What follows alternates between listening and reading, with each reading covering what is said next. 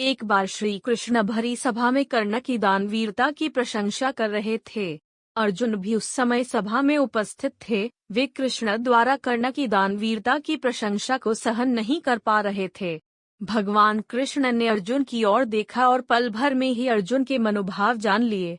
श्री कृष्ण ने अर्जुन को कर्ण की दानशीलता का ज्ञान कराने का निश्चय किया। कुछ ही दिनों बाद नगर में एक ब्राह्मण की पत्नी का देवलोक गमन हो गया।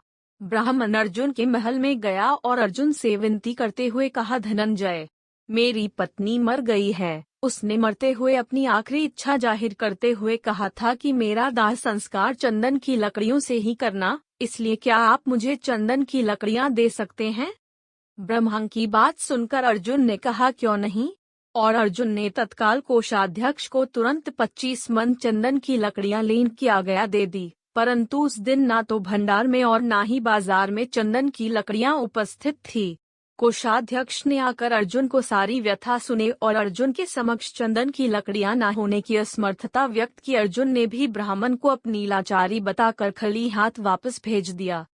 ब्राह्मण अब कर्ण के महल में पहुंचा और कर्ण से अपनी पत्नी की आखिरी इच्छा के अनुरूप चंदन की लकड़ियों की मांग की। कर्ण के समक्ष भी वही स्थिति थी, ना तो महल में और ना ही बाजार में कहीं चंदन की लकड़ियां उपस्थित थी।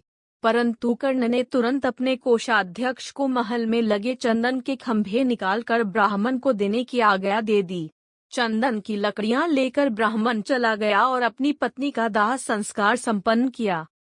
शाम को जब श्री कृष्ण और अर्जुन टहलने के लिए निकले, देखा तो वही ब्राह्मण शमशान पर कीर्तन कर रहा है।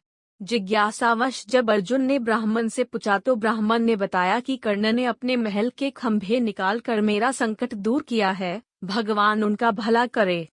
यह देखकर भगवान श्री कृष्ण अर्जुन से बोले, अर्जुन, चंदन के खंभे तो तुम्हारे महल में भी थे, लेकिन तुम्हें उनकी याद ही नहीं आई। यह सुनकर अर्जुन लज्जित हो गए और उन्हें विश्वास हो गया कि क्यों कर्ण को लोग दानवीर कर्ण कहते हैं। अगर आपको मेरी कहानी पसंद आई है तो मेरे चैनल को सब्सक्राइब करें और अपने दोस्तों के साथ शेयर करें।